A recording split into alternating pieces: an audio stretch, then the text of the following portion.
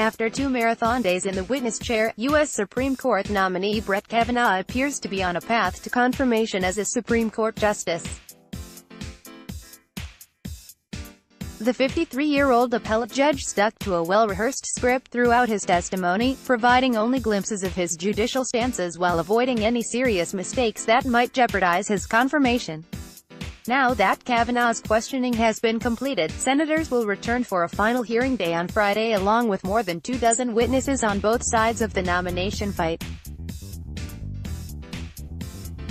Democratic witnesses include John Dean, Richard Nixon's White House counsel who cooperated with prosecutors during the Watergate investigation, and Rochelle Garza, the legal guardian for the pregnant immigrant teenager whose quest for an abortion Kavanaugh would have delayed last year.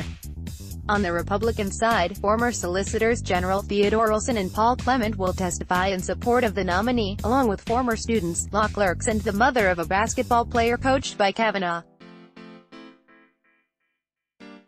Campaigning in Montana Thursday night, President Donald Trump sought to elevate Kavanaugh's confirmation as a political litmus test for voters, saying the judge deserves bipartisan support and criticizing the anger and the meanness on the other side. "It's sick. Abortion dominates." Questioning abortion was a focus throughout Kavanaugh's 2 days of testimony. The Democrats' best shot at stopping Kavanaugh, who could swing the court further to the right for decades, would be branding him as a justice who might vote to overturn the court's landmark Roe v. Wade ruling. Their hope is that 2 Republican senators who support abortion rights could break from their party and vote against him. A newly disclosed email suggested Kavanaugh once indicated the abortion case was not settled law, though Kavanaugh denied in the hearing that he had been expressing his personal views. The email from 2003 contrasted Kavanaugh's responses to questions on Wednesday, when he stressed how difficult it is to overturn precedents like Roe. In the email, Kavanaugh was reviewing a potential op-ed article in support of 2 judicial nominees while he was working at the George W. Bush White House. The document had been held by the committee as confidential, but was made public Thursday. Democratic Sen. Kamala Harris asks what, in Kavanaugh's opinion, is still unresolved legally around Roe v. Wade. 144, I am not sure that all legal scholars refer to Roe as the settled law of the land at the Supreme Court level, since court can always overrule its precedent, and 3 current justices on the court would do so, Kavanaugh wrote, referring to justices at the time, in an email to a Republican Senate aide. The document was partially redacted. Asked about it by the committee's top Democrat, Dianne Feinstein of California, Kavanaugh reiterated his previous testimony that Roe v. Wade is an important precedent of the Supreme Court. Democrats also questioned Kavanaugh's ability to separate himself from Trump and special counsel Robert Mueller's investigation of Russia's meddling in the 2016 election. Throughout his testimony, Kavanaugh repeatedly stated the importance of judicial independence. Cautious answers to Democratic Sen. Dick Durbin of Illinois put the focus on Trump, who Durbin said, has shown contempt for the federal judiciary and has shown disrespect for the rule of law over and over again. It's in the context of the Trump presidency that we ask you these questions, Durbin said.